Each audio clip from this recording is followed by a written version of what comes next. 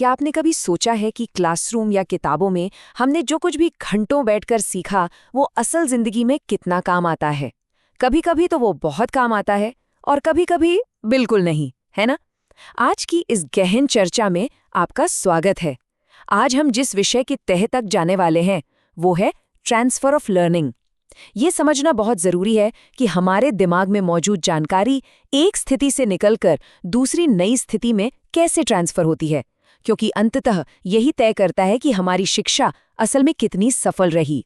तो चलिए सीधे मुद्दे पर आते हैं और इसमें गहराई से गोता लगाते हैं। जरा एक पायलट या किसी सर्जन के बारे में सोचिए। जब कोई कमर्शियल विमान हवा में हजारों फीट ऊपर उड़ान भर रहा हो या कोई सर्जन ऑपरेशन थिएटर में हो, तो उन्हें पूरी तरह से अपनी उस ट्रेनिंग पर निर्भर रहना पड़ता है जो उन्होंने सालों पहले ली थी। वो सीखी हुई जानकारी उस नाजुक जीवन रक्षक स्थिति में 100% सफलतापूर्वक ट्रांसफर होनी ही चाहिए। वहां गलती की कोई गुंजाइश नहीं होती। सच कहूं तो यही इस पूरे कॉन्सेप्ट का आधार है कि जो हम सुरक्षित माहौल में सीखते हैं वो असली दुनिया के तूफानों में कैसे टिकता है। अब अगर इसे थोड़ा तकनीकी लेकिन आसान भाषा में समझें तो ट्रांसफर ऑफ लर्निंग यानी अधिगम का स्थानांतरण वो प्रक्रिया है जिसमें एक जगह पर हासिल किया गया ज्ञान, कौशल या आपका नजरिया किसी बिल्कुल नई स्थिति में आपके काम को प्रभावित करता है। आप इसे एक अदृश्य पुल यानी एक इनविजिबल ब्रिज की तरह सोच सकते हैं। आपका हर पिछला अनुभव इस पुल के जरिए आपके हर नए काम को आकार दे रहा होता है, चाहे वो कोई नया विषय पढ़ना हो या फिर कोई नया खेल खेलना। लेकिन क्या आप जानते हैं कि यह विचार आखिर आया कहाँ से? चलिए थोड़ा इतिहास के पन्नों को पलटते हैं। 1901 से पहले शिक्षा जगत में एक बहुत पुरानी थ्योरी चलती थी जिसे फॉर्मल डिसिप्लिन कहा जाता था। उस वक्त लोग सच में मानते थे कि लैटिन जैसे कठिन विषय पढ़ने से दिमाग की कसरत होती है, बिल्कुल जिम में बाइसेप्स बनाने जैसी। लेकिन फिर आया साल 1901। एडवर्ड थॉर्नडाइक और रॉबर्ट एस वुडवर्थ नाम के दो मनोवैज्ञानिकों ने अपने प्रयोगों से इस पुरानी सोच को पूरी तरह से पलट कर रख दिया। उन्होंने साबित किया कि महज कठिन विषय रटने से आपका दिमाग हर नए काम के लिए अपने आप तेज नहीं हो जाता। तो यहाँ सबसे महत्वपूर्ण बात जो सामने आई वो था थॉर्नडाइक का समान तत्व सिद्धांत यानी आइडेंटिकल एलिमेंट्स थ्योरी।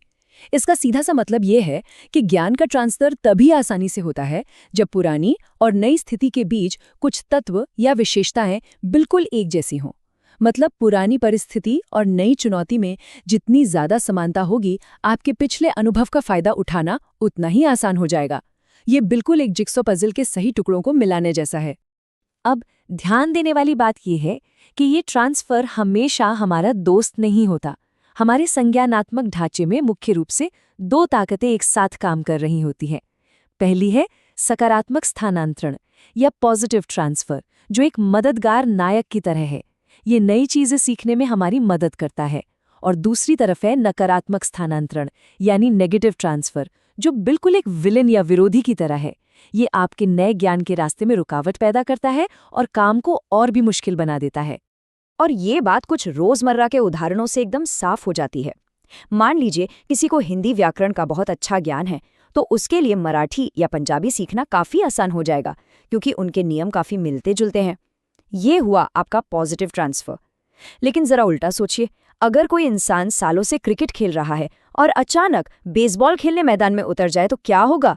उसकी क्रिकेट वाली पक्की आदत, उसका वो पुराना बैटिंग स्टाइल बेसबॉल के स्विंग को पूरी तरह खराब कर सकता है, क्योंकि तकनीक थोड़ी अलग है। इससे ही हम नेगेटिव ट्रांसफर कहते हैं।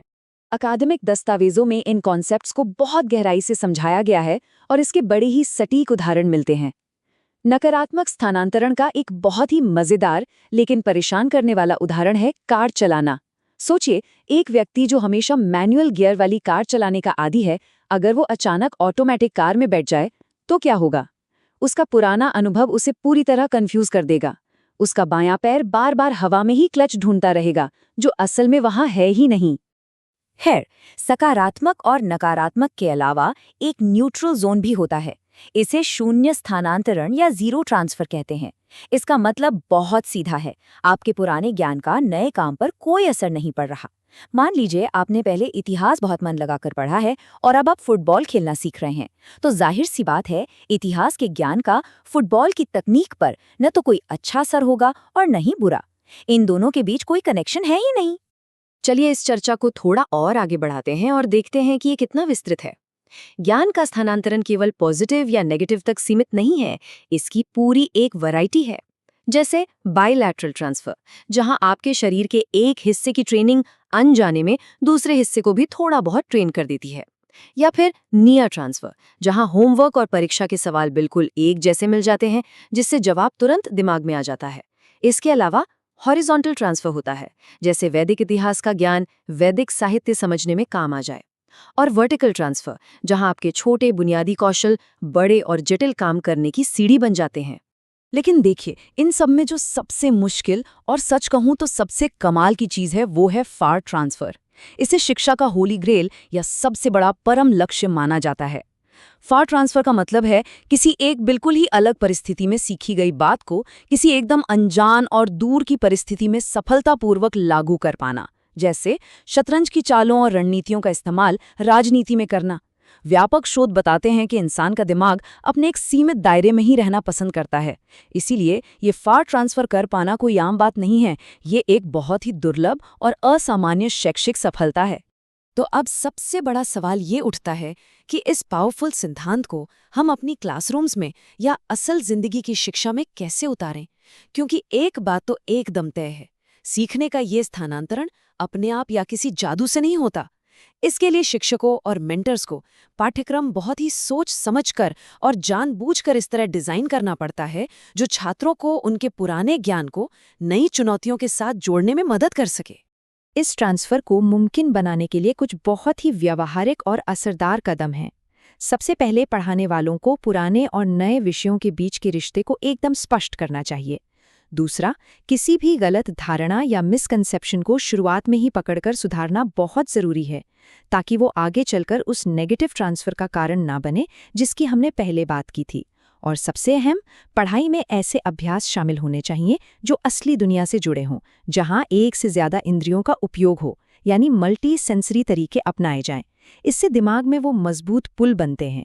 यहाँ पर शैक्षिक मनोवैज्ञानिक पर्किंस और सोलोमन के दो बड़े ही कमाल की तकनीकें सामने आती हैं, हगिंग और ब्रिजिंग। हगिंग का मतलब है बिल्कुल वैसी ही स्थिति का सिमुलेशन या अभ्यास देना जैसी भविष्य में असल में मिलने वाली है।